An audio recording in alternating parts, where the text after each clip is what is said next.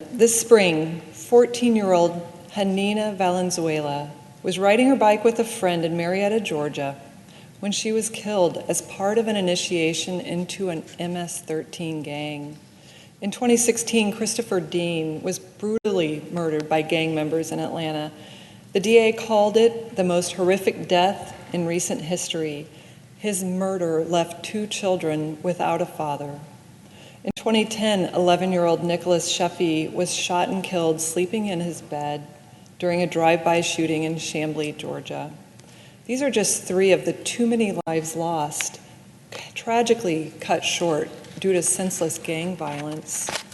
In Georgia, there are over 71,000 known gang members representing a variety of gangs, including the Ghostface Gangsters, an all-white gang in Georgia, the Gangster Disciples, which formed in Chicago and quickly spread to Georgia, and the Aryan Brotherhood, a white supremacy gang.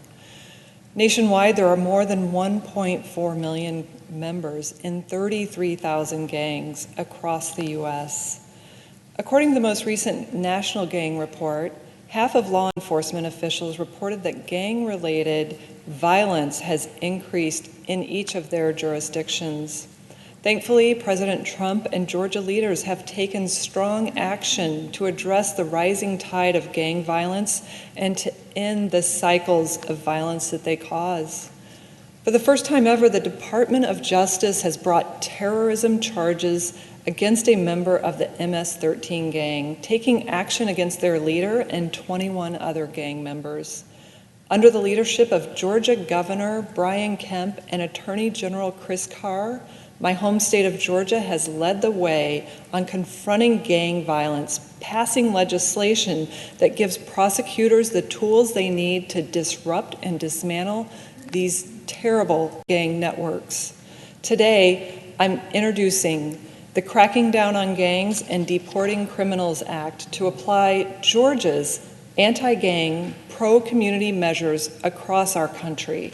This legislation, based on the Georgia law that Attorney General Carr has called one of the strongest statutes in the nation, aims to deter and punish criminals who set out to destroy lives and communities.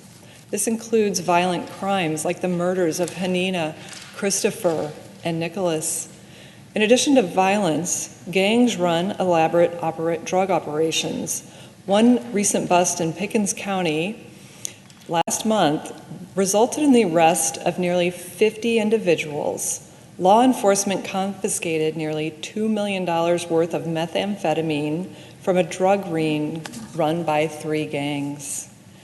And they deal in the abhorrent world of human trafficking.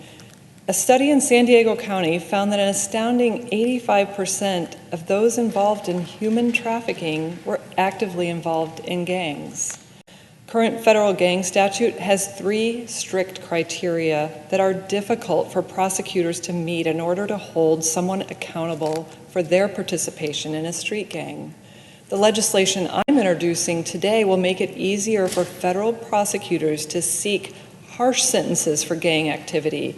It will facilitate the removal of criminal gang members who are in our country illegally. And it would create a national gang database, making it easier to eradicate these gang networks.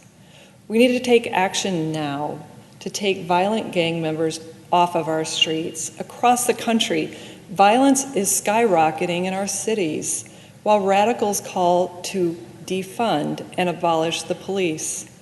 The troubling decline in support for law enforcement, coupled with the effects of the pandemic and recent unrest, threatens the further spread of gang violence across communities in America. The Cracking Down on Gangs and Deporting Criminals Act will help keep our communities safe and support law enforcement in their work to root out gang activity. No family should have to go through what Hanina, Christopher, and Nicholas's did. Parents should be able to send their children outdoors and off to school without worrying that they won't make it home, and children shouldn't fear that their parents won't return home. It's time that we hold gang members accountable for their vile and evil actions and keep the American public safe.